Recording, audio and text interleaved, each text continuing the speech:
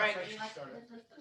We're going to get going, guys. So excited to have some people be back live again. I don't know how much you guys knew or not. So we did the last 2 weeks all online because I was at home with COVID. So I'm sure you probably figured that out when it was like, hey, Russ is not here to teach class. And I told you, won't be for 2 weeks. So, but I'm clean and clear, so I'm ready to go. So. Clean and clear. So today's class is going to be on title and escrow. So the idea of this is just to give you kind of the basics of what you need to understand and know about once you take a listing or you get a buyer under contract, like, okay, you're going to get this preliminary title report. Now what? So the idea of this is to kind of help you get feeling comfortable with that, understanding what you're supposed to do and those type of things. So we have 2 guest speakers today. So Sam Bell, who is the president of the Everest Group. So basically all of the organizations that Everest owns, Sam is the president of. And then Kim Cruz is, what are we calling you? What did we say? I'm a head of escrow and title for California and Utah. So she's the head of escrow in California and title in Utah, and to be determined new company coming soon. So anyway, so right. With that, I'll turn it over. You want me to get it pulled over? Yeah, I'll pull it up. You got it? Okay, let's see here. Just wait on that one.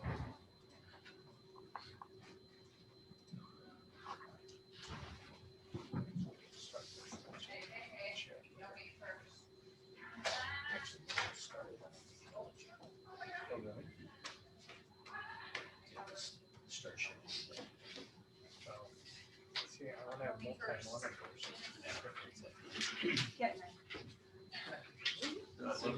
Struggle. I know, right? Struggle's real.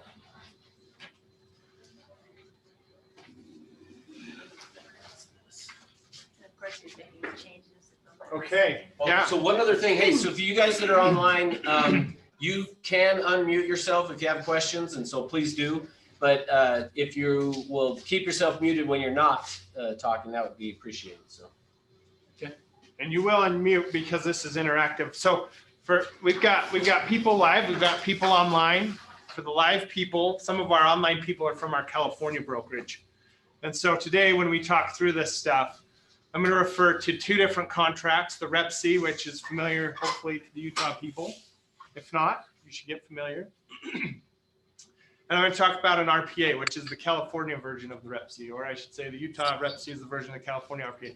If you're in Utah, just thank the good Lord above that you're not in California, because their contract's like 16 or 17 pages and ours is 6, right? So, you know, and that's all about litigation. So today we're going to talk about title and escrow. Russ mentioned that I'm Sam. He didn't talk much about my background. I'm going to just tell you a little bit about it. I'm an attorney too. I practiced law for 15 years. In real estate and corporate law, doing a lot of litigation for real estate and representing brokerages and title companies and developers. And so I did that for 15 years before I came and joined Everest. And I'm also a licensed title and escrow officer, both in Utah. Kim is also a licensed title escrow officer in Utah. And I'll let her tell you about the rest because I'm going to mess it all up. And all right, well, I'm Kim, and I've been in escrow for over 30 years. I'm hitting my 31 years. I just moved here to Utah about a year and a half ago.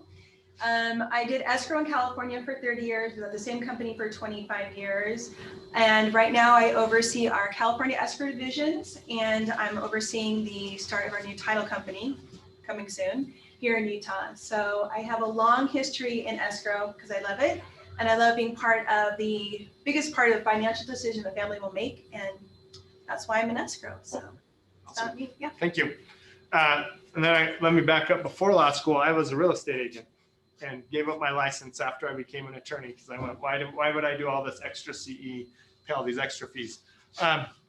Anyway, so let's talk about title and escrow basics. Now, we've got this is the outline for today. And what we wanted to cover was a bunch of things I think agents often overlook. In fact, to protect the innocent, I will not share the name. But just this morning,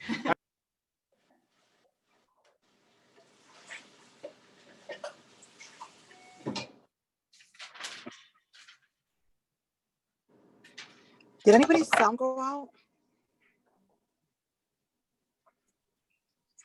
That works for me. I thought it was muted. Yeah, my sound wasn't working. Apparently, I got really, really, really profane and got Yeah. muted by.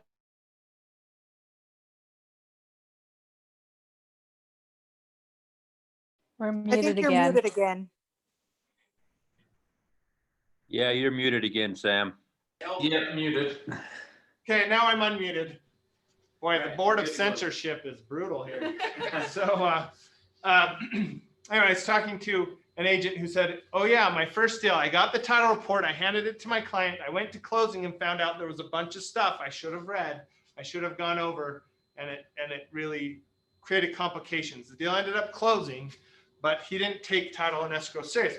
When I was a new agent way back in the 90s, I didn't really understand what title and escrow was at all, right? I just knew it's where we go to sign and then I get paid. And so it was a good place. It was a happy place, but I didn't really know what was happening behind the scenes there.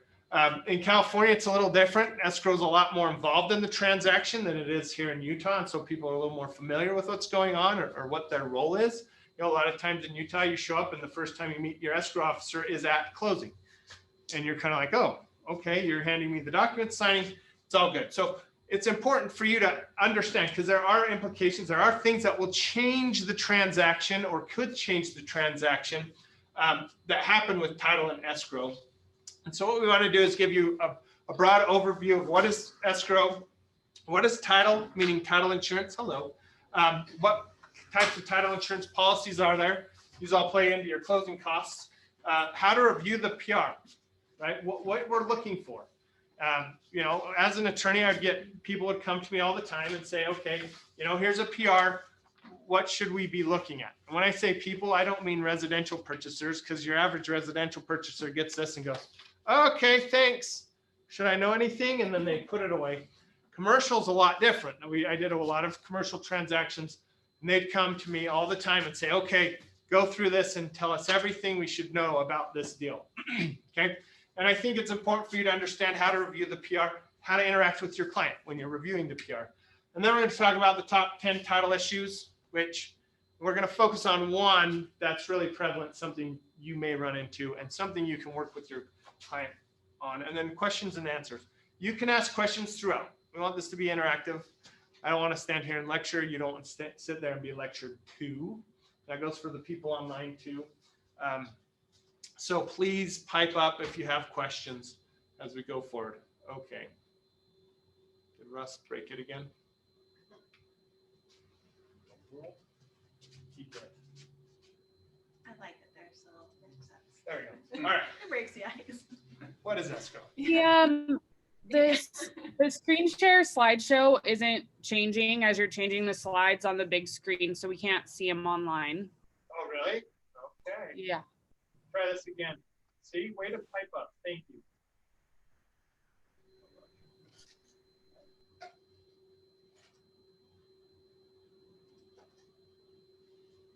Okay, can you see it better online now? Yeah, that's better. Thank you. What is this? Okay, I'm gonna click it and then Yeah, tell me let's if it try to doesn't do click. anything. Because it's not doing anything when I click it. Here we go. All right, what is escrow? Not clicking. There we go. So what is escrow? So escrow is a neutral third party to your transaction. We are not CPAs, we are not attorneys, we follow instructions. So along the way, we just take instructions from agents, buyers, sellers, make sure everybody's agreed upon, but we act as a neutral third party to the transaction. We attend to the opening, maintaining, and closing of your real estate transaction, which means we're there with you along the way, from beginning till closing. We're with your clients. We receive and disperse all funds in the file, so we're responsible for receiving and dispersing payoff seller funds, receiving the buyer's funds, the lender's funds. So we're in charge of making sure that all of the money is handled properly, and we put it in the trust account so the money is secure. And we also do all the curative work to help make sure that we have a clear title. And we'll get more into what curative work is, but what we do is we make sure that the prelim Sam's about to show you, all those issues are gone before we close escrow. So before we pass title to your buyer, that all the issues that were on title before are clear, so you get a clean title report. When you say neutral, what you really mean is I referred you my business, therefore you're my escrow officer. No, absolutely not. That means that I'm working for all parties and I stay neutral. So no favoritism. That's the time. Okay, but I gave you my business. I know, I hear that all the time. So escrow handles a lot of moving parts. Like I said, we deal with the sellers, the agents, the buyers, HOAs. We make sure that HOA liens are paid if there's anything outstanding. We deal with the buyers' new lender. So we make sure that all the fees are listed on the CD.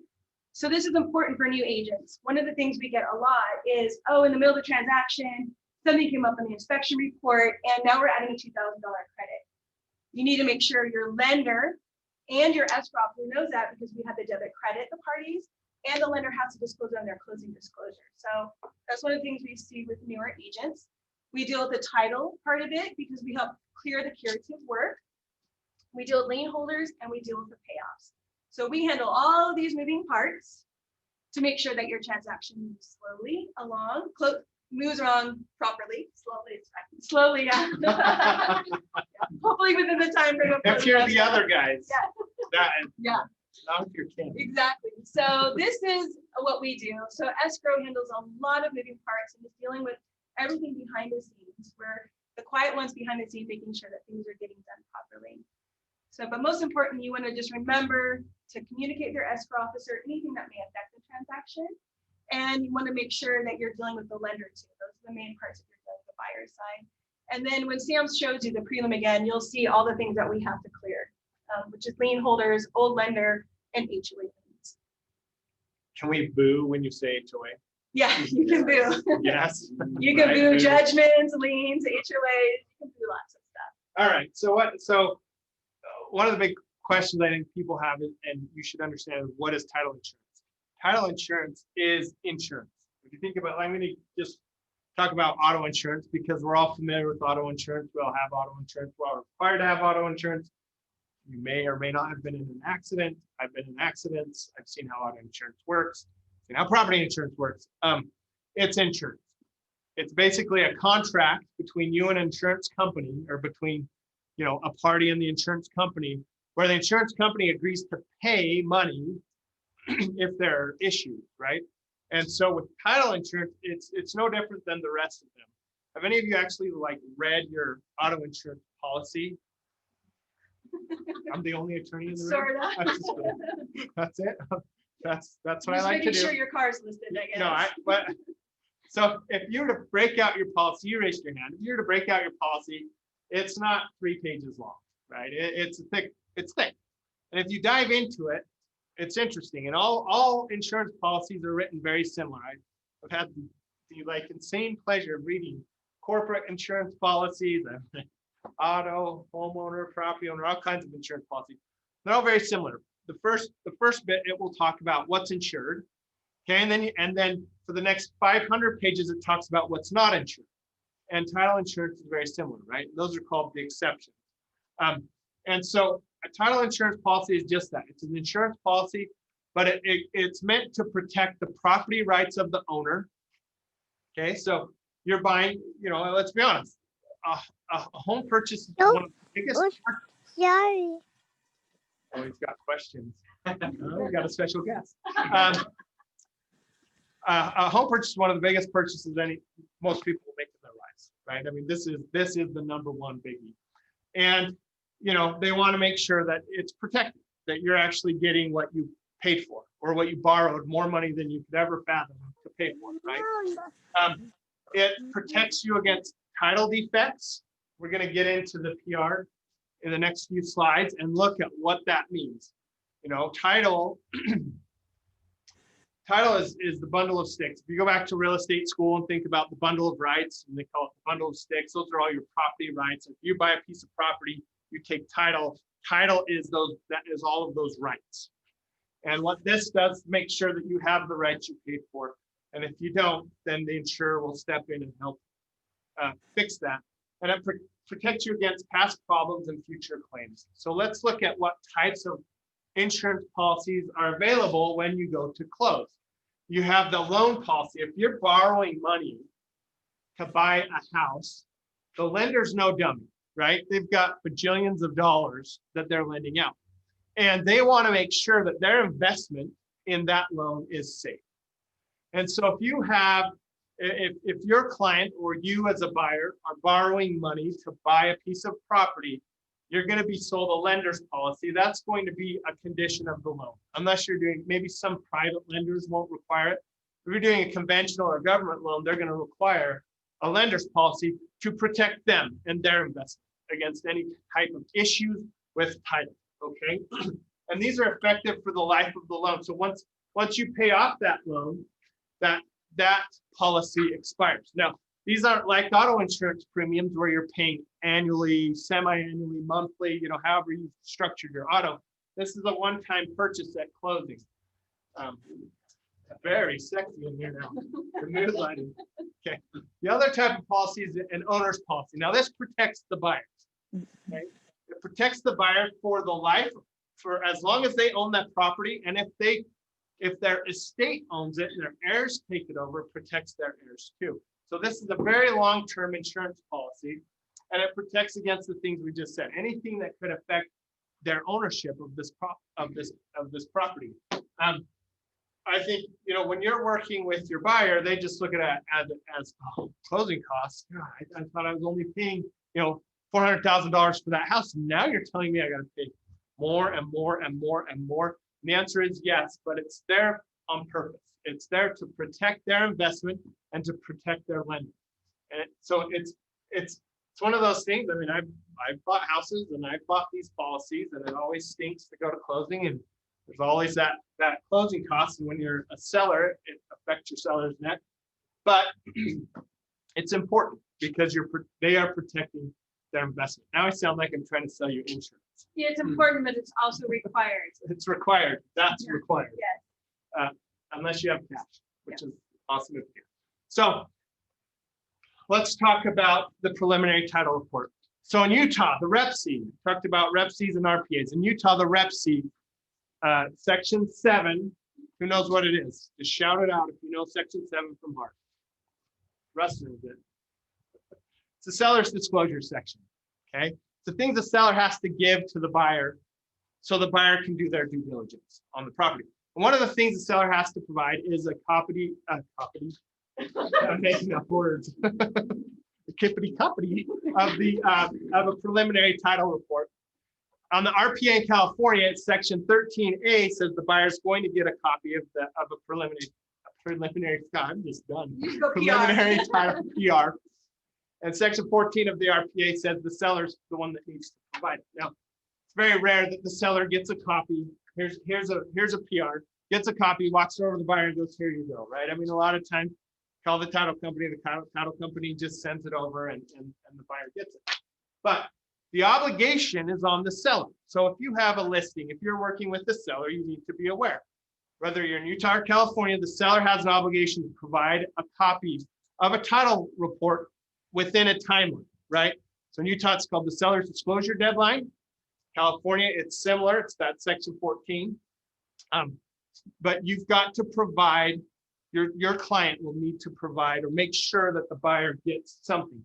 Now, in reality, your seller's going to look at you and go, "What, did you do it?" Right? That's why they hired you, because you're going to do it all, and they're just going to sit back and collect tons of money at the end because you did a great job, right? But there is an obligation in both states that the seller provide a copy of a PR. Okay.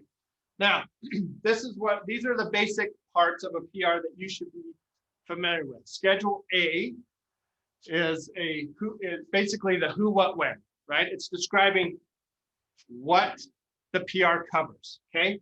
Schedule B1 are really like instructions to the title officer, to the title company, where it says, hey, before we issue a title policy, you need to do these things. And Schedule B2 is that fixed section I talked about in the auto insurance, which is like, oh, yeah, we're going to give you insurance, but we're not going to pay for any of this other stuff. Now, insurance companies are kind of like the casinos in Vegas, right? They win when you lose. Insurance companies make sure that the house always wins by covering the things that they know will be solved so that there's not much risk left, right? So they're going to take your premium, they're going to hang on to that premium. And they're going to make sure that the escrow officer has done their job to clear up She talked about curative work to clear up any issues that might come back so that it's really totally random stuff.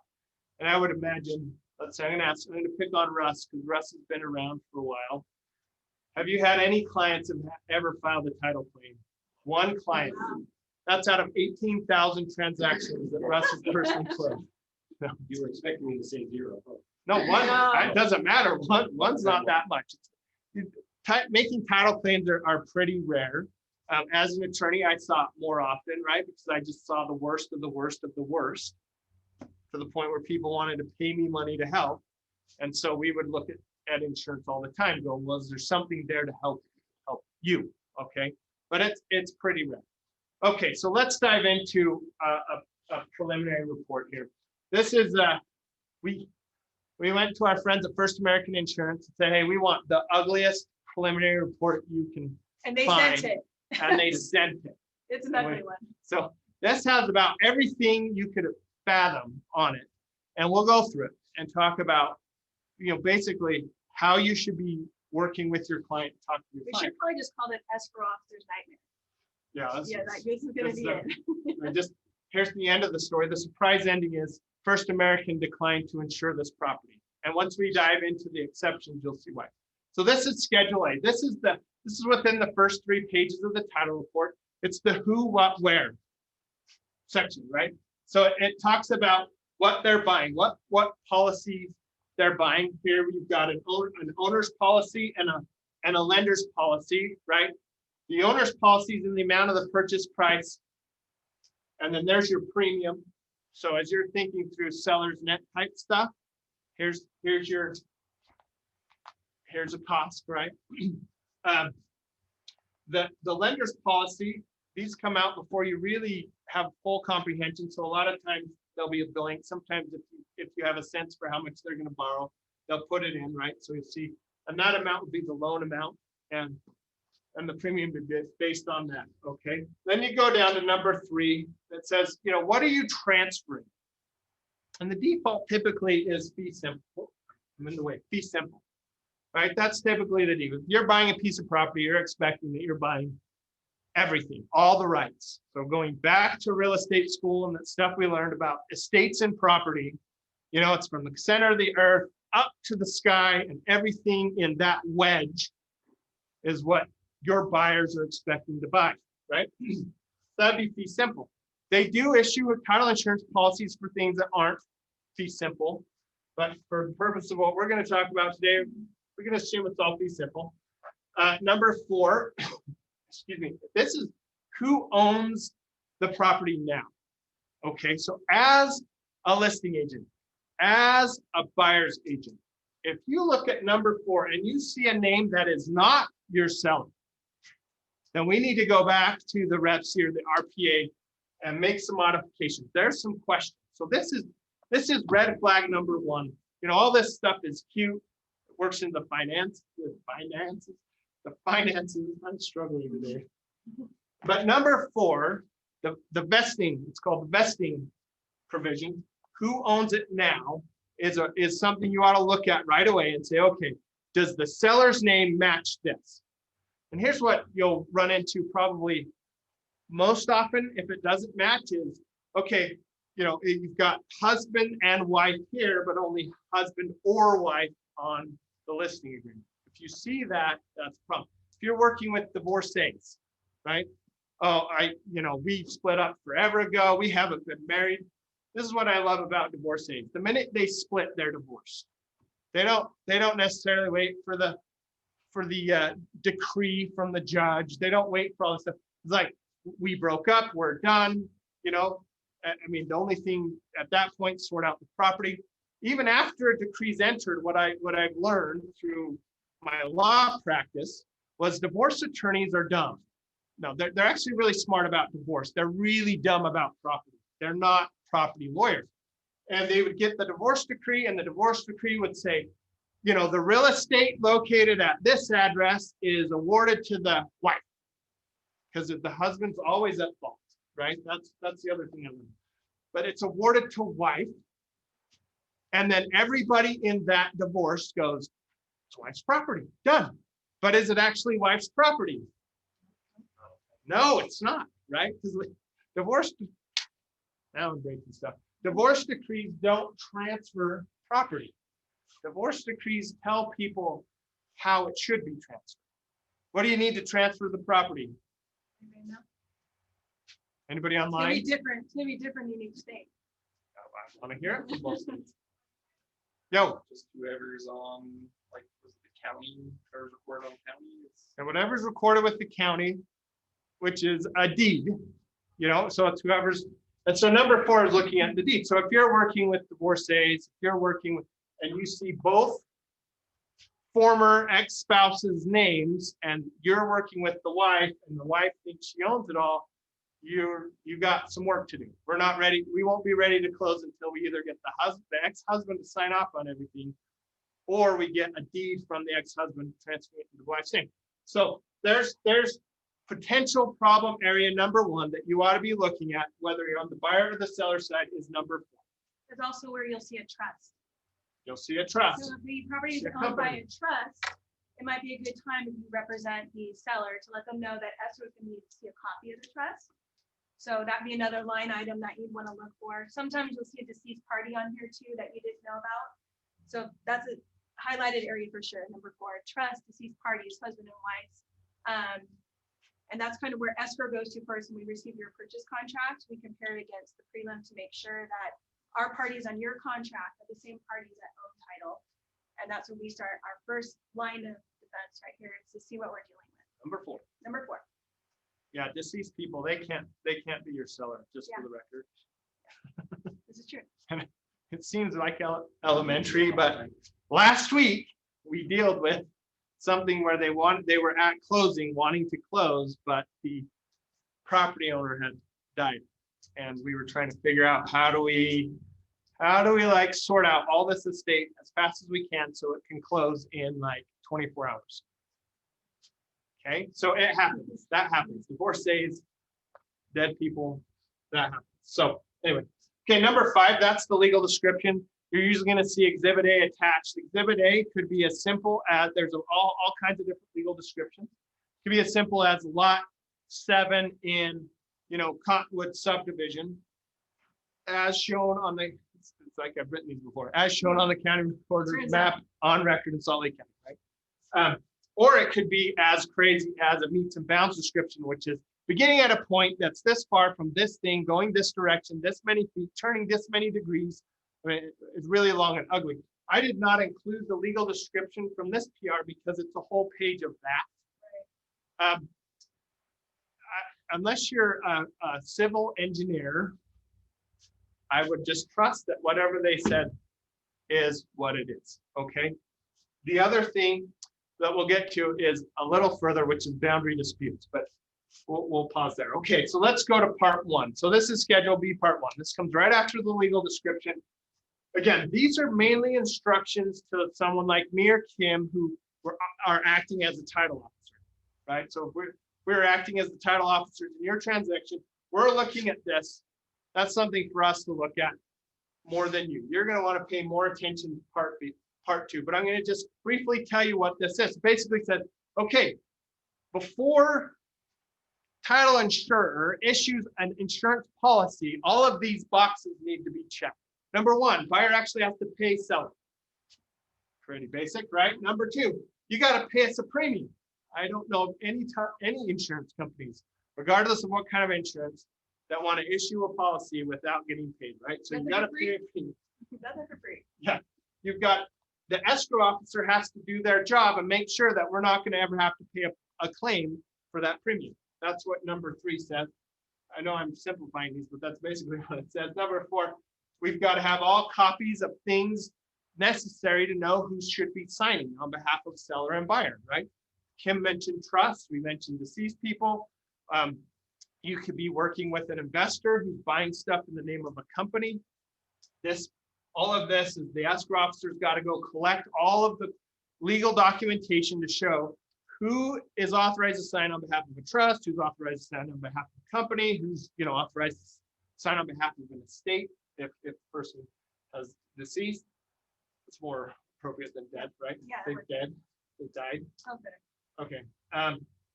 So anyway, these are basically the instructions, but one of my favorite is right here, number 7, which basically says, oh, by the way, if anything changes throughout the course of the transaction, more information becomes available. We learn about something. The seller tells us something. We can change all this stuff, add to it, take away from it, add. So they give themselves, this is like the attorney's best friend, where we go subject to change, right? The little asterisk, subject to change. So we can just play around with it whenever we want. So if you're in a deal and you feel like, oh, I got the PR and it said this, but now they're saying more, there's more, which happens A lot. a lot. I'm gonna talk them right out of the I business. know.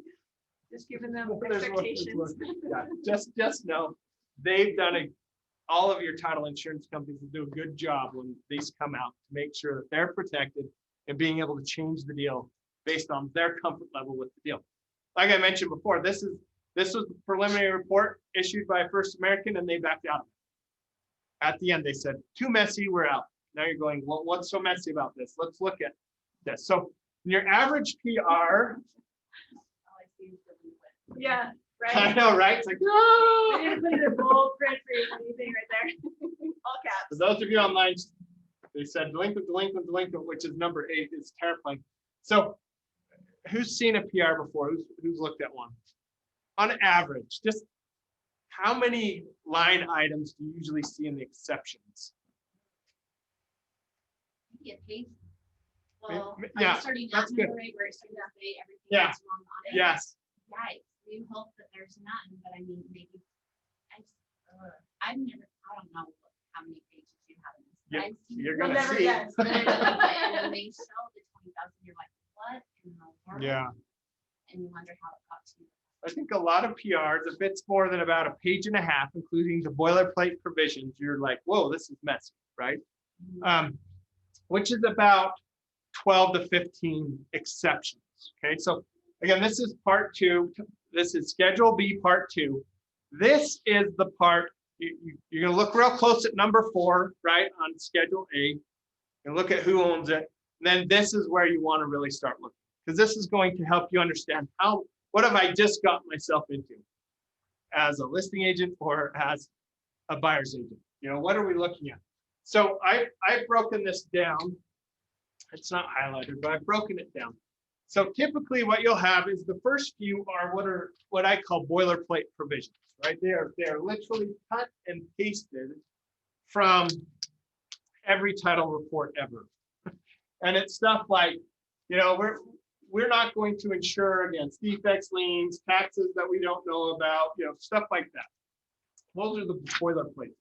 I include property taxes, which is number 8 on this, as a boilerplate. Why? Because every property has property taxes. Now, if we look at this specific exception list,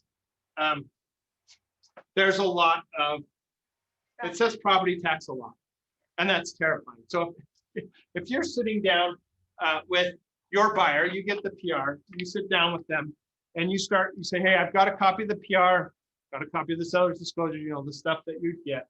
Sit down with them, go, hey, let's just look at it. What you want to see is the very first line of paragraph H, which says general property taxes for the year 2020 are accruing as a lien, not yet due. That means that your seller has been very good at paying taxes, because all that will be owed is whatever's owed during 2020. In this case, there's property taxes owed for the prior year and the year before that. And if you look down here, there's an improvement district amount owed for $1,800 in addition to the property taxes that are delinquent. You go down below that, more property taxes for 2016 are owed. Go down below that, they didn't pay their garbage bill, so that's now a lien, like a tax lien. Go down below that, more taxes for 2016. Oh, and then they didn't pay other garbage bills in that year. And let's go on to the next one. And then they didn't pay for more in 16. There's more garbage bills. So if you're looking at this and you're seeing delinquent property taxes, you're representing the seller, right? You went into that listing presentation, you gave them your CMA, you gave them, you know, your analysis of what the property's worth, and then you worked with them maybe quickly to prepare a seller's net, right? Okay, you can get $100,000 from the sale of your house. See, that's why I'm so worth it. I'm worth 18% because of that. Let's not sell our stuff. Sorry, no, I'm just kidding. But you know, I'm worth so much because you're going to get all of this money from the sale of your house. Now you're looking at this. If you're the listing agent, what are you thinking? Yeah. Uh-oh. Well, I said 100, but then there was that 20, and then there's 13. When you see a lot of numbers in here, you're watching that seller's net go down and down and down and down and down and down. And the reason you're watching that go down is back on that Schedule B Part 1, that's more instructions to the escrow officer and the title officer. It says you got to fix all this stuff. You got to fix the stuff you can fix, or they're not going to insure. And so that means out of the seller's side of the proceeds, unless the buyer's very, very benevolent, wants to cover it, you're just going to see the seller's net go down and down and down. Okay. From an escrow standpoint, this is not as scary to us. It just means that we need to get the amount that's owed. So as a buyer seeing this, we get a lot of calls, a buyer calls in, is this going to fall on me? Is this going to end up on, are you going to clear this up? So yes, this is one of the items that to us, it's just a line item. It's less to your seller, but it's a line item to us. We get the payoff amount. We make sure that we pay it off in escrow, and your buyer gets a clean property with just the next installment of taxes being due. So this is not as scary to an escrow land because we just pay it off and your buyer will get clear title. It's just like you said, it comes off the net proceeds to the seller. So there's not a big scary part for your buyer on here except for being cleaned up. Yeah, absolutely. So we're going to dive back. So we have property taxes. We get down here, there's some more boilerplate stuff, things like mineral rights, you know, there's just things that they're going to exclude.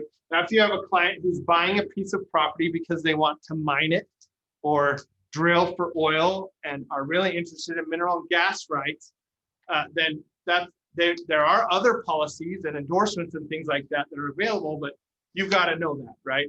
If we're just selling houses, they're not like, I really hope there's that big vein of gold right underneath the basement and I can strike it rich. Or the Beverly Hillbillies, they're hoping that he goes out, shoots in the backyard, and black gold starts spewing forth. This is for residential stuff. And so they're going to exclude things like mineral rights. Now, number 9 is something that's not in every preliminary report. And that's the fact that this property is within the bounds of a special improvement district. Okay. So I think we're all familiar with property taxes. And then the government has the authority to make these special improvement districts where if there's a benefit that's just going to impact a limited number of properties, they can basically go, hey, we're not going to pay for those benefits. We're not going to pay for those improvements from the general property taxes. We're going to just create it's almost like another little tax thing. So you're kind of double paying. And if we go back up to the prior page, they hadn't paid that special improvement district assessment. So that's something else that it's nice to be aware of. You know, you can point it out and go, hey, look, there's a special improvement district. Well, what does that mean? That means there may be an assessment one day if they're doing something. That's about all you have to know, but it's there. That's also where in California, you're going to see your hero loans, your hero liens. People knock on the door and say, hey, you don't have to pay anything up front. And we'll come do improvements to your property to make you more energy efficient. And then they slap right on here, hero lien. So this is in California. You kind of want to watch to see if there's any special assessments for hero liens or anything that would have to do with energy efficient door knockers. So this would be right here too. Energy efficient door knockers. That's right, begin them. Right. Okay, so we're going to drop down. We're going to spend some time on 13 in a few more slides. Basically, what this says is we're not gonna cover any issues with boundary lines that may have been disclosed if you had a survey. The reason we're going to spend a little time on this is, you know, I mentioned the top 10 title issues. This is probably one of the biggest ones you would see as an agent is a boundary issue. And we'll show you why in a minute. Russ, your one title insurance claim, was it a boundary issue? No. What was it? What was it? it was a build job, and the title company called the builder and said, The did you mechanics. did you pay for the lot, basically? And he said, yes. Did you pay for the lot? I think so. Yeah, to the developer, they said yes, and then the people closed, moved in, and the developer posted the foreclosure notice. Wow, Wow. that's a different one. Yep. Now, for fun, this is a development thing too, so we're gonna see a bunch of issues there. Okay, so that's kind of the end. I look at 13, and it's not always gonna be 13 on a title report you're looking at because of, other things that may come up. But I look at that for purposes of this, and I go, that's kind of the end of the boilerplate stuff, right? That's the end of everybody has something like this. Now we're gonna get into what I call other people's rights to your land. Okay, and so what does that mean? That means when your buyer is buying something, if there's an easement, that's somebody else's right to use your buyer's land, right? If there's a lease, that's somebody else's right to use your buyer's land, okay? And so I look at 13 down, I go, okay, this is other people's rights. Now, some of the things, this is something, if I'm a buyer, I want to know about, okay? And so there's some buzzwords as you're kind of scanning through this going, hey, what should I look at? What should I be picking up on? There's going to be words like on 14, it says right of way, right? Right under the parenthetical, it says right of way and easement. That's like, that should be flashing red siren lights at you going, okay, somebody else has a right to use something on this land. My buyer might want to know about that, right? So we have questions to ask. We can ask the title company, hey, can I get a copy of maybe a map or something showing what that easement is? And some title companies will just have links built into this. So you just click it and it takes you right to that thing to look at, right? But just know that if it says right of way or easement, and this next one is easement, and so that's 15. 16 is a zone change, right? So that changes how your buyer can or can't use their property. These are things your buyer is going to want to know about, and that you're probably going to have to ask some more questions of either the seller or the listing agent or the title company to get some more information. Okay. Let's keep going. This one they hit the boundary lines again. I don't know why they said it twice. That's 18. 19, this is kind of a boilerplate thing, but it's something you should ask about, which is, hey, are there any unrecorded leases, rental, or occupancy agreements? Now, typically leases aren't recorded. It's actually pretty rare that leases are recorded. Now, some commercial buildings, if it has a long-term lease, like a 99-year lease, they won't record the lease, but they'll record what's called a memorandum of the lease that puts title on notice that, hey, there's this long-term lease out there. But in your average residential setting, we don't record our leases. We just get our leases, and then we collect rent. And we, enjoy our life of riches as a property owner and a landlord. But it's not recorded. So again, something to ask for. Hey, are there any leases, right? If it's owned by a company, right? So if we go back to Schedule A and go, okay, this is a company that owns that. That should be a trigger. Wait, are there any leases? Because companies aren't real people. They don't live anywhere. Who lives in this, and is there a lease, right? If it's an estate, if it's anything like that, I'd be asking, hey, do you have any leases? Now, the contracts, the RPA, that REPC require stuff like that to be provided.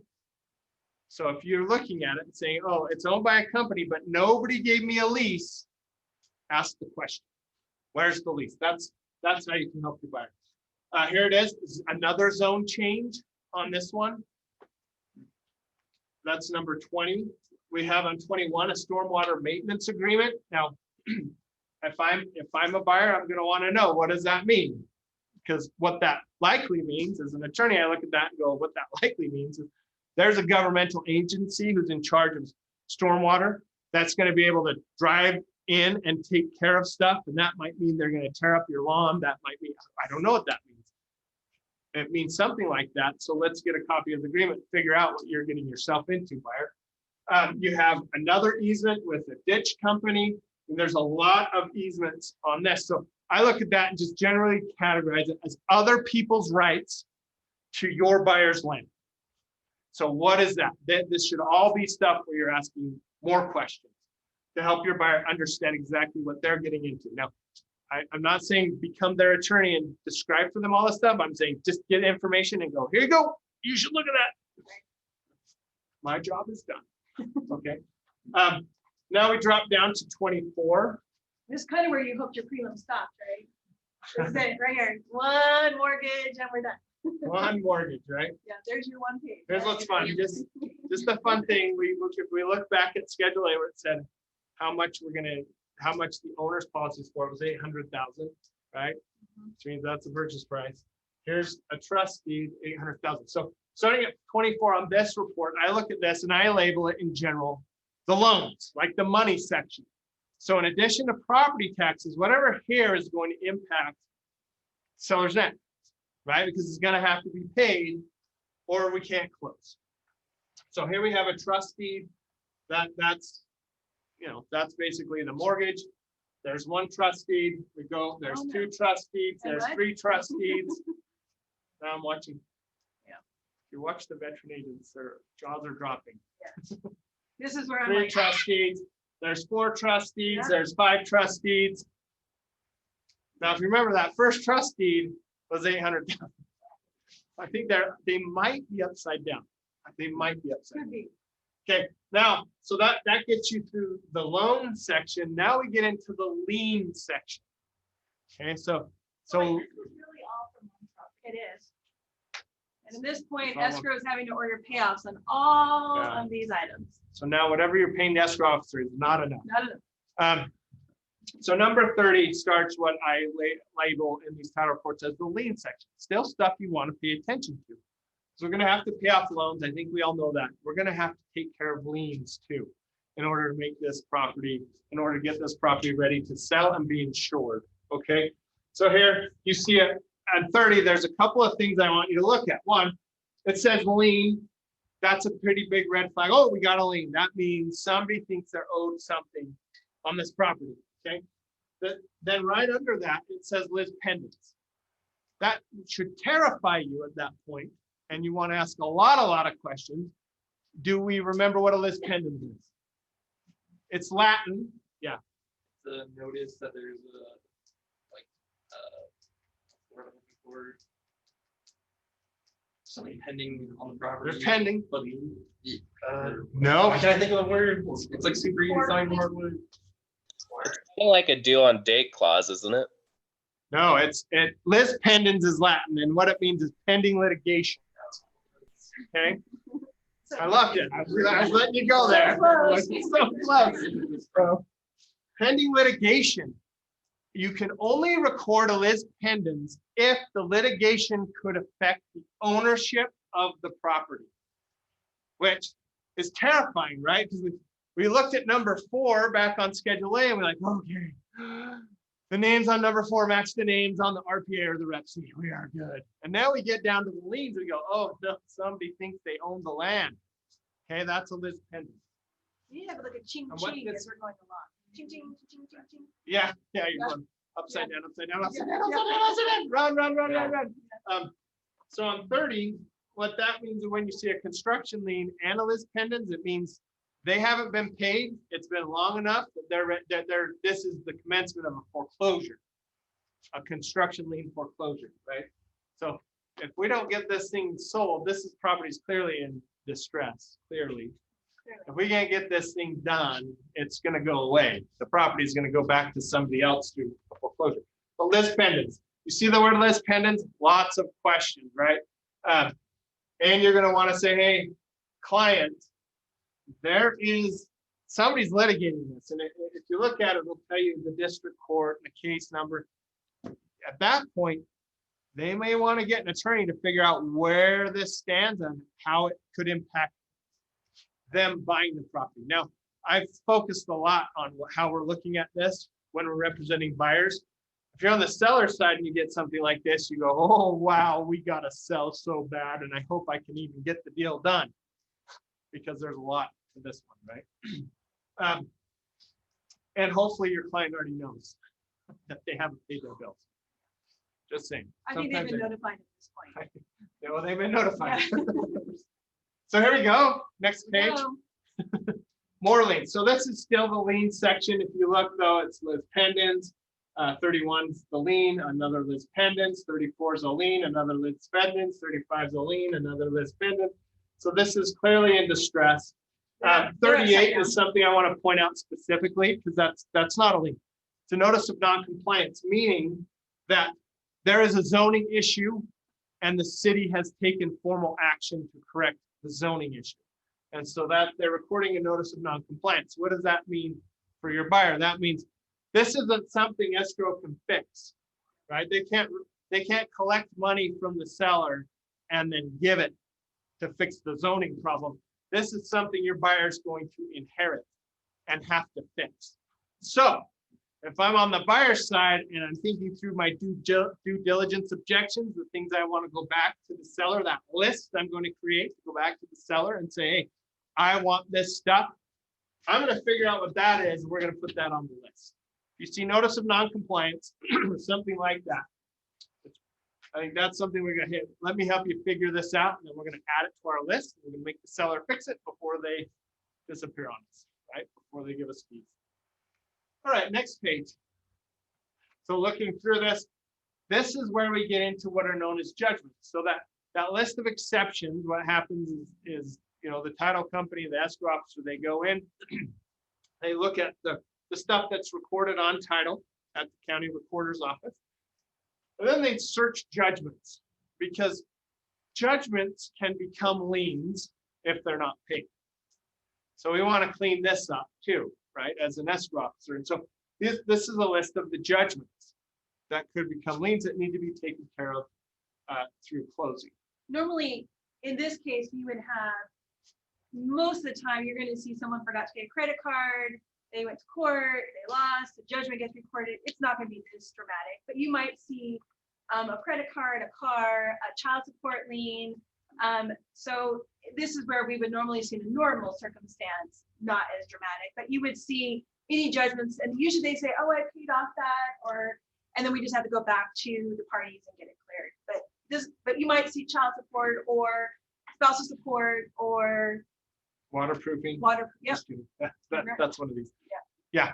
It's kind of like a side question. What if there's, so like, just say on this one, there's a bunch of like loose pendants. What would happen, like, if someone has like claim or like whatever, but it's like 5 people who want claim, is that just all up to the court? Like it just goes to court and fight it out? Yes, yeah, that's a great question. I'm going to repeat it so the people online make sure they heard it. So the question was, there's a lot of list pendants from different people, which means all these people are saying, well, we should be able to foreclose and own that property because we are owed money. What happens? They do go to court, they do fight it out, Like all together? and then they look at lien priority. And the rule of thumb is, first in time, first in right. But she just said who did it first. So who's number one owed? If we go all the way back several pages to where we actually had loans on the property, you'll see subordination agreements, which basically are agreements saying, hey, I'm the lender and y'all can do whatever, but I'm still number one. Okay, and so that's what a subordination is.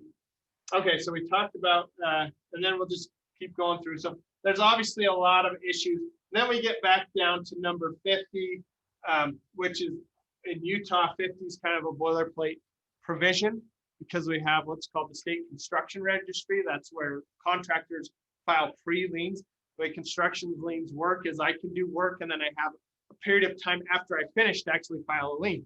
Thing is, if we go to close during that window, we don't know that there's a lien. And so they've created language saying, hey, if something pops up, we're not insuring for that. But as an escrow officer, we got to go look at the construction registry and clean up that stuff too. Okay, so the escrow officer's in the back taking care. So there's 54 exceptions on this one. That's what the escrow officers do. I said on average 12 to 15, that's what the escrow officer is hoping they get to do. And when you drop a 54 item list on their lap, they curse you. They say, you know, your referrals are no good. You know, no. They actually curse you and say, you better send me all of your business from now on because I'm doing a solid. So that is Schedule B. That was a long, long Schedule B. Like I said, it was messy. We said, hey, we want your most messy one. They sent us the most messy one. Any questions on, yes, back to net? So from all of those things, what, was it just the culmination of all of them together that caused them not to insure it, or was there one big smoke gun? You know, I don't know. They provide this. Here's my educated guess. When you look at this, that seller is so clearly upside down. There's not going to be enough proceeds from the sale to cover even just the loans, let alone the taxes and all the liens and clear off all the pending litigation and all of the money that's involved there. There just wasn't enough. And so if I was a title insurer and I saw something like this, unless the purchase price was, you know, like 7 or 8 figures, I'd run from that too. And I'd be This concerned, is what the mess. don't I know about? Yeah. Yeah. Like, what happened when we opened this and since then? Like, Just And- because it's so messy. yeah, it's so messy. And if you look at the dates as we move along, I started 2016, 17, 18, 19, and it doesn't end. So I would continue to think, this is not ending and what's still pending. So it would alarm me to say, I know about this, but what don't I know about? That would be my concern on this, because it's up until the date that they did this, there were still things popping up. And I would wonder if that seller had ever seen a checkbook or ever paid a bill in their life. That is It doesn't all kind crazy. of fall on the seller, right? Like, not almost some of these will fall on the buyer at all, right? No, no. So I'm if the- it, I'm sorry to show my ignorance here, No. but if they went ahead and insured it, then would the insurance company be liable for all those? Well, so all of this stuff are exceptions, meaning the insurance company is saying, if this deal closes and we issue you a title of insurance policy, it's not going to cover any of this stuff, right? But if we go back to Schedule B, Part 1, which is again is the instructions to the title and escrow people on how to handle the closing, it goes, you got to clear all this stuff. So we're kind of stuck. They're basically saying, if we do issue a policy, it's not going to cover this. Oh, by the way, we're not going to issue a policy unless you clear all this stuff off, right? So the house always wins. Going back to that with insurance, the house always wins. The house always wins, right? Because they're going to make us clean up everything, and then they're going to go, "Thanks for your money." Which makes it sound really bad, but it's actually a really good thing to have it because one of Russ's clients had a problem. And I've seen a lot. Most of my clients as an attorney had a problem, right? So, yeah, and Kim's We probably have seen more more. complaints that are rectified than that actually go to hit the title policy. Because they're usually things that can be disputed internally and cleared up internally than going all the way to have an actual claim being filed. Okay, so let's move Oh, on. boy. Top 10 common title issues. Now, when we read these, my first thought went to, this is clearly, and we got this from a title insurance company, this is clearly their legal department going, these are the problems we see all the time. Now, if you ever run into a false impersonation of a previous owner, meaning somebody forged the deed, please call me because you'll be the first I've ever run into, right? But so they don't happen that often. But when you're titling, as an attorney, I saw the worst of the worst of the worst, right? If you're an insurance company's attorney, then you see the worst of the worst of the worst because it just multiplies and multiplies. So like false impersonation of a previous owner, undiscovered will. This is clearly somebody has died and we didn't know there was a will, so it went through a different course and was sold improperly. Unknown easements. This is a little more common, right? There's an easement that we didn't find in all the states really. If there are railroad tracks. Well, the railroads have been around for a very long time, longer than our modern property recording system has been around in some instances. If you think back to the Golden Spike where the east met the west and we now travel by rail and shoot buffalo out of the rail cars and all that good stuff. That predates a lot, even the existence of some of the states. And so they had rights to that land. those rights may not be really clear on title records because of how old they are, right? So that does happen sometimes. Undiscovered encumbrances. Encumbrances is the big fancy legal term for liens, which is the big fancy other legal term for money you owe somebody and now they can take your property. Here we have forgeries again, missing deeds, which, believe it or not, is a thing. It's a thing I actually personally have litigated. It was a missing deed where my client believes she owned the house she'd been living in for a long time. And as we got into it, there just was no deed. And so we had to prove. It's like you went to the county and there's no deed there at the county. Oh, No deed. Yeah, that's rough. No deed. It was never recorded. She had, it was actually, anyway, I could talk all day about that case. It was fun. Illegal deeds, unknown liens, errors in the public record, believe it or not. Well, here's what's interesting. I know in Salt Lake County, if you live in Salt Lake County, the election cycle coming up, surprise, surprise, is more than just president. It is also county recorder. And I'm sure we've all been like anxiously watching the county recorder debates and figuring out who we want to be in charge of our property records. But Don't make fun of us if we do that. Yeah, hot debate. hot debate. I will record everything. Thank you. I don't know what they stand for, other than I'll do a better job than they did. Okay, but they do make errors. The county recorder makes errors from time to time. In escrow, we actually see errors in public record where we've done a typo in a legal description, and we recorded a deed. And we had to go back and fix the recording. We also see a lot of unknown liens. I would say that's a hit. And then we actually have had a case where we had someone found out that we had an owner, he owned 54 properties. They were all non-owner occupied properties. Somebody found out, impersonated him and sold all 54 of his properties. Thank God I wasn't the escrow officer on it. Yeah, and so 54 owners moved into their homes. And then he started receiving notifications that there were changes. He had to hire an attorney. The attorney goes through and says, yeah, all of your properties have been sold. And they did a false ID, and they were in a state that they could not use a thumbprint. And so they went in and signed all the documents, and yeah, all properties were transferred and got title insurance. And so there you go. So what happened to that poor owner? Everything had to be rewound. And you got it all back? Not all of them. He ended up selling some of them to some of the homeowners, but it's a big mess. But we do get, I actually had someone come in, husband and wife, they were super sweet, nice people. I'm doing their notary. I asked her for her ID. She seems kind of weird. I asked her for a thumbprint. She seemed even more weird. They start having a little battle between themselves. She says she wants to talk to him for a second. I leave the room. They decided we're going to cancel. Well, it wasn't his wife. And so she was there signing. They were getting a second out on the property, and they were going to cash out. And so I knew something was going on. I immediately went out of the room and said something's wrong. And lucky for me, they just decided she was too scared to put her thumbprint down because she knew it was going to tie her to it. But yeah, so we do have people who do this, although it seems rare, it does happen. What's an example of an illegal deed? Oh, no. That was actually listed as an illegal deed. That was I think it was a minor. They listed it as a minor or somebody. Somebody without legal capacity Yeah. to sign. No, So we have to, so let's say, Non-enforceable. yeah, and what it really means is, it could be, so a deed, well, great. Now you get the lawyer answer. I'm so sorry. I'll say it's for- I tried to say minor. I want the- A deed is a contract, right? It's, I think we think of a deed as a deed and the contract is the Rep C or the RPA, but deed is a contract that replaces the Rep C and the RPA, which means as a contract, you have to have legal capacity to execute it.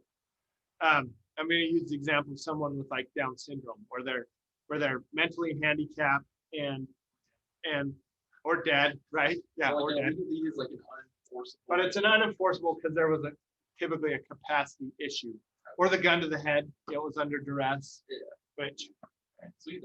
is, that's an illegal deed.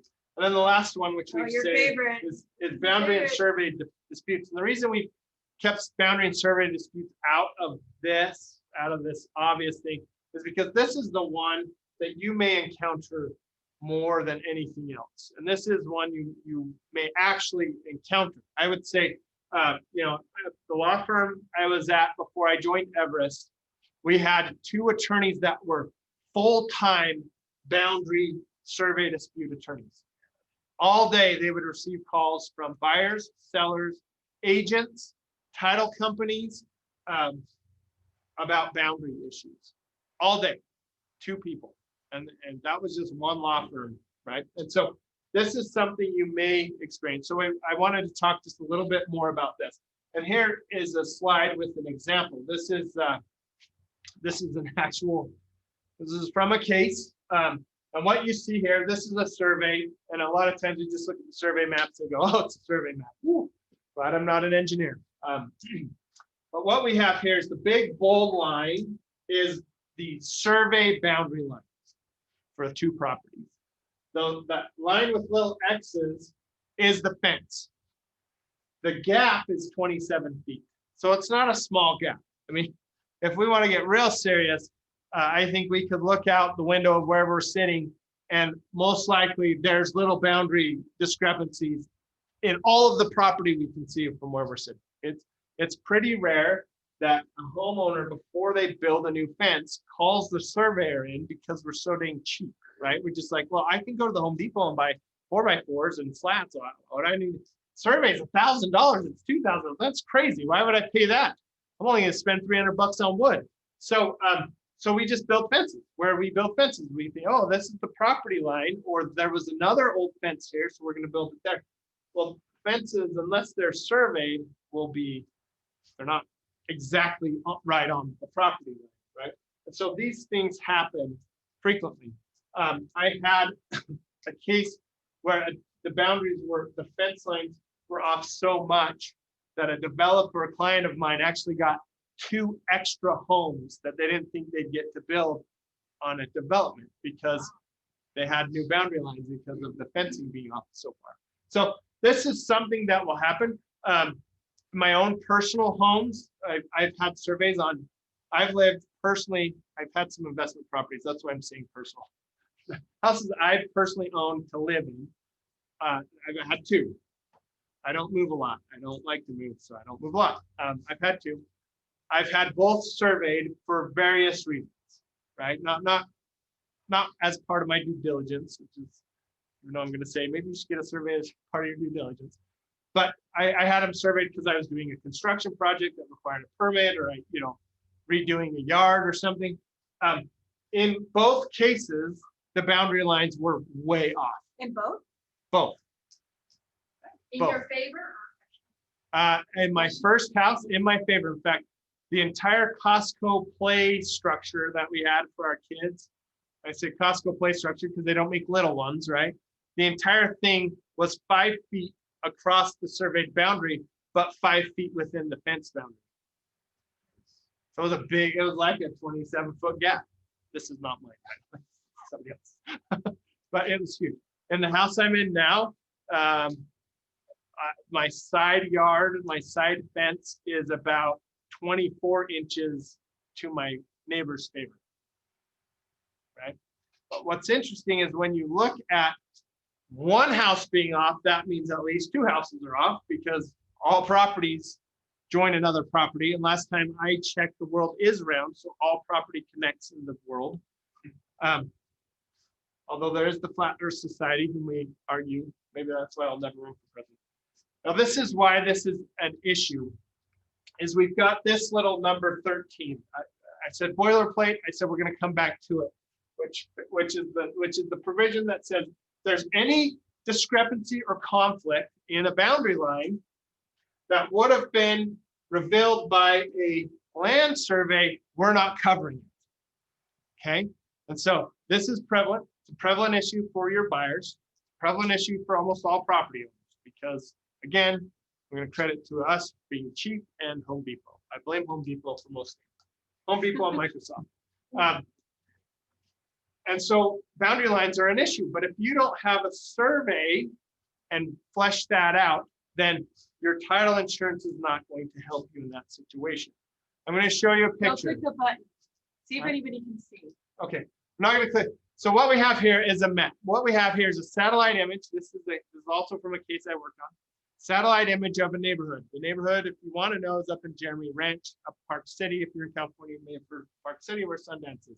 Okay, this is up in Jeremy Ranch. Now, we took the satellite image and overlaid it with the surveyed lines. I just mentioned, if one property's off, that means at least two properties off. And let's be honest, if two properties off, there's probably 3 or 4. This whole neighborhood might be off a little. Does anybody see anything wrong? Yeah, a lot. I haven't heard from our online people. Are they still there?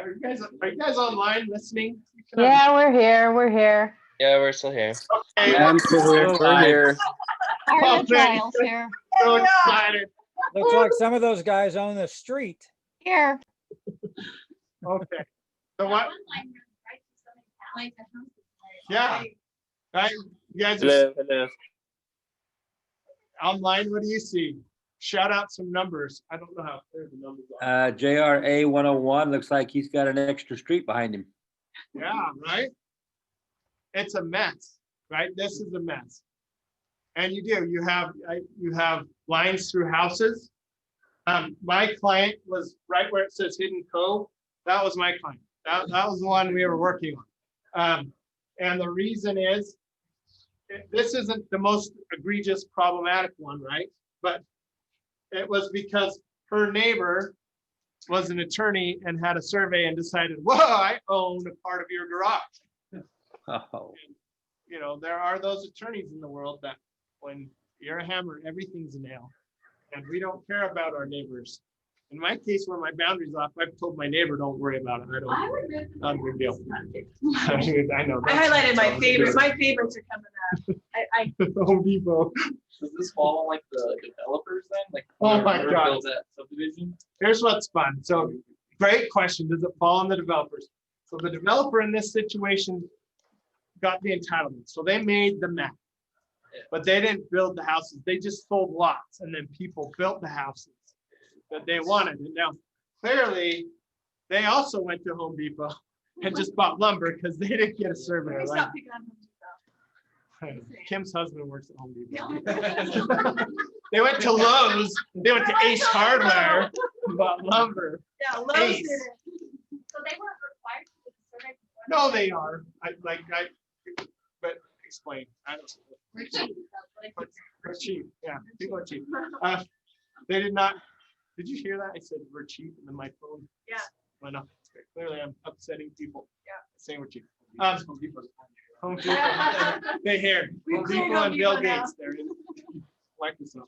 So they're all always listening. Yeah, we have all kinds of stuff, right? We have houses that are split in half. We have all kinds of issues with this. Kim, you want me to push buttons? Yeah, because I highlighted my favorite. That Yeah, one. so that's one of Kim's favorite. Yeah. That's another one where we think we own, but we Just don't because know. that was your This your was issue. I this was highlighted the it. attorney who was hammering on my neighbor, or my neighbor. Oh, I your- do not your live wife. up there. I don't know what I'm talking about. Why? And that guy. And then this guy, but And the it's a first one mess is all it's like over. right, second one, they're like in the middle of their house. It's right down the middle of Right our house. It's everybody house. What's What's solutions? what's scary about this map? Well, I mean, apart from what you see, is now you're looking. Oh, is there a question? Solutions. Solutions. Yeah, solution. This involved the courts. We got it all kind of straightened out. I could go into how it was solved, but it's really deep, dark legal doctrine. We take a whole other couple hours to go through. Solutions are this. So here's the quick and dirty solution. Surveys.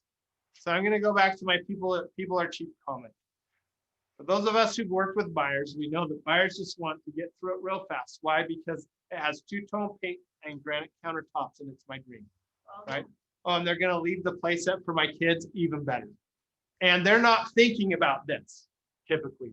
That's not what buyers do. They buy on neighborhood and aesthetics, right? Location, location, location, and the look of the house. Oh, I can totally envision my family. Oh, it's going to be so good. The dog, that a lot of it is emotional.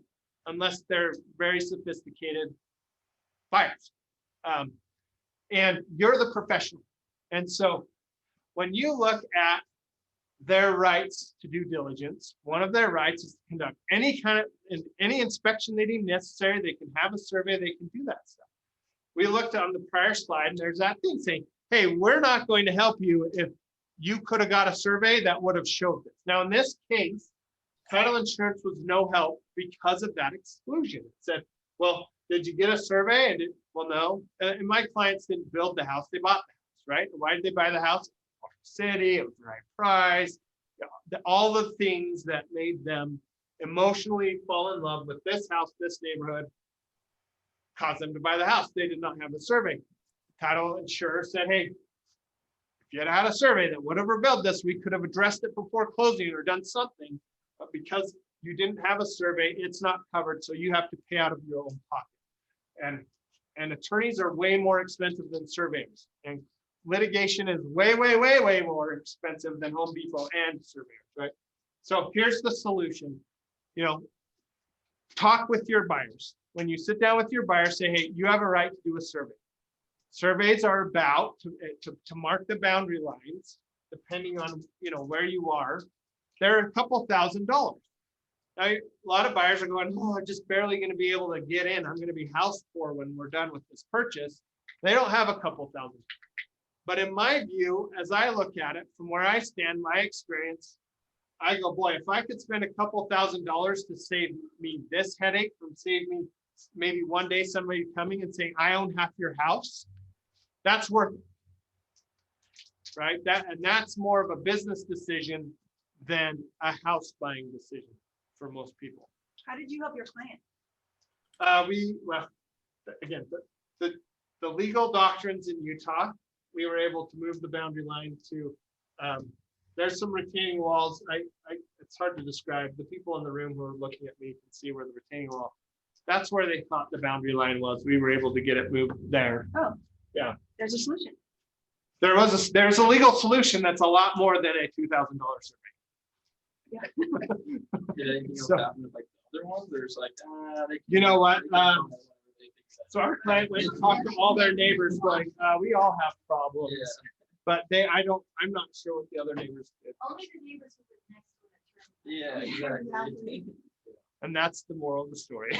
Only the neighbors who live next to an attorney have problems. So the solution is, when you're looking at working with your buyer and counseling them on what kind of due diligence they should do, take the survey thing serious.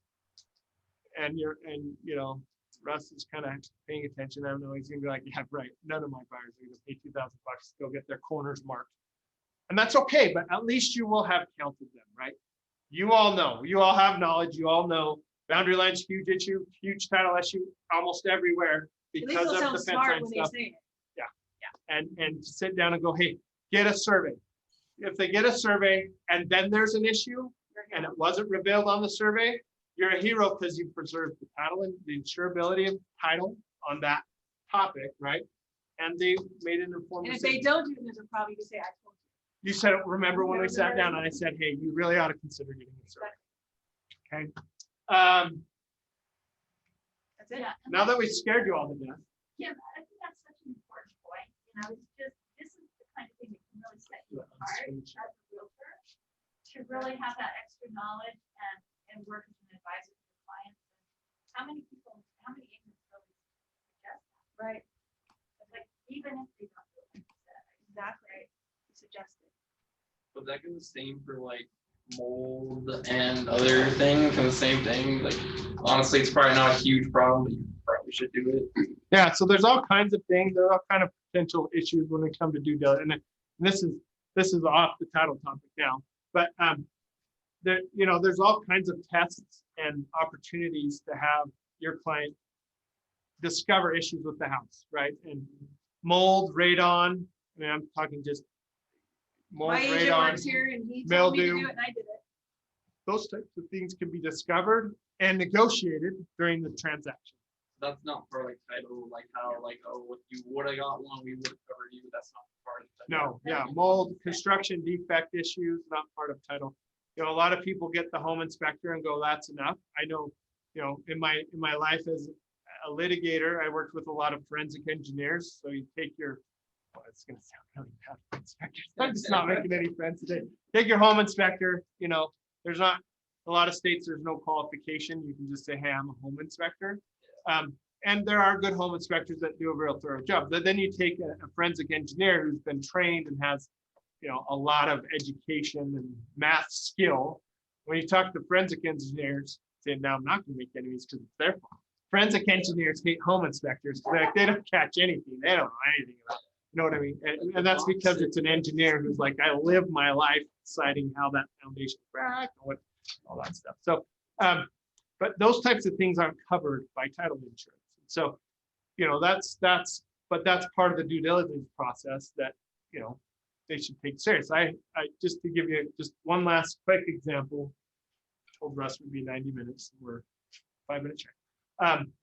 I worked with a client that owned many of the big tall buildings in downtown Salt Lake, downtown Ogden, owns buildings in Los Angeles, owns buildings in Manhattan. When he did due diligence, he knew personally, even though he's the owner of the investment company that bought the building, he knew the boiler serial numbers. He knew how many windows were in the building. I mean, he really, I mean, and granted, he was a business person. He's doing this to make the bajillions of dollars that he has now. And he's not doing it as a, oh, I love it. It's an all brick building that's 12 stories tall. But that's not how he's responding. He's going in going, okay, can I get the rents I think I can get? What kind of deferred maintenance issues am I going to run? So he's doing it from a very business perspective. And that's something though we can bring into our buyers' lives is, okay, you love it because of two-tone paint granite countertops, but I love it because we're going to do the due diligence to make sure that you still love it in a month, a year, 5 years. And I was that dumb buyer. The house I lived in now, we went through and then we had leak issues and all kinds of things that I had to go back to the seller after the fact and say, hey, you didn't disclose it, but in all truth, I could have looked up at the ceiling and gone, why is it yellow? Yeah, that happened on my first house too. Why? Because I was so busy looking at the granite that I forgot to look at the ceiling. First time home buyers are the worst. They're so excited that it's true. I did that too. Onliners, any questions? No, you got a head no. No. Any questions in the room? Okay, well, thank you for Thank you. I hope we attending. didn't scare you out of it. Thank you, guys. Yeah, enjoy your day. Thank you. Thank you. Look at my property and is that overlay like you did, or is that something you had to, that took a lot of work? I don't either. Well, we had a surveyor come out and do surveys. Yeah.